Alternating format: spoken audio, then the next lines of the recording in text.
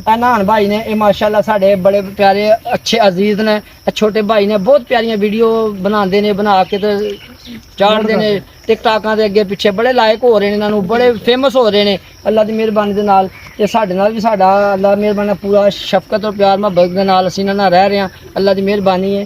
ते और नान भाई तुसीं सुनाओ कि तो अपने दिल दे तफसरात शुरू करो, तो दसो सानू कि साडा इलाका कैसा है। इलाका साढ़ा बड़ा खूबसूरत है। अच्छा। ਜਿਹੜਾ ਸ਼ਹਿਰ ਦਾ ਕੋਈ ਬੰਦਾ ਲਾ ਕੇ ਆਇਆ ਨਾ ਸਾਨੂੰ ਪੁੱਛ ਕੇ ਆਏਗਾ, ਇਹਨੂੰ ਹਰ ਇਲਾਕੇ ਦੀ ਜਗ੍ਹਾ ਫਰਾਵਾਂਗੇ। ਜਿਹੜਾ ਵੀਡੀਓ ਦੇਖ ਰਿਹਾ जी जी ਜਿੱਥੇ ਜਿੱਥੇ ਕਹਿੰਗੇ ਉਹਨੂੰ ਇੱਥੇ ਆਪਣੇ ਇਲਾਕਾ ਫਰਾਵਾਂਗੇ।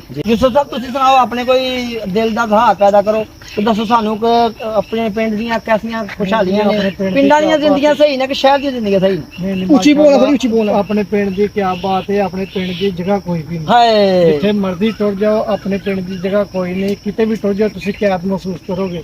ਐ ਹੁਣ ਬਾਹਰ ਨਿਕਲਿਆ, ਖੁੱਲਾ ਇਲਾਕਾ, ਕੋਲ ਦਰਿਆ ਵੇ, ਸਬਜ਼ੋ ਸਜ਼ਾ ਹੈ ਹਰ ਸਾਈਡ ਤੇ ਅੱਛਾ ਮਹਿਸੂਸ ਹੋ ਰਿਹਾ, ਅੱਛਾ ਲੱਗ ਰਿਹਾ। ਤੁਹਾਡੇ ਜੇ ਅੱਛੇ ਦੋਸਤ, ਮੁਖਲਸ ਦੋਸਤ ਅਕਸਰੀਅਤ ਦੇ ਵਿੱਚ ਆ ਪਿੰਡ 'ਚ ਹੀ ਮਿਲਦੇ ਨੇ। ਠੀਕ ਹੈ, ਕਿਉਂਕਿ ਪਿੰਡਾਂ ਦੇ ਲੋਕ ਨੇ ਜਿਹੜੇ ਅਖਲਾਕ ਦੇ ਵੀ ਅੱਛੇ ਨੇ ਤੇ ਉਂਝ ਵੀ ਅੱਛੇ ਨੇ।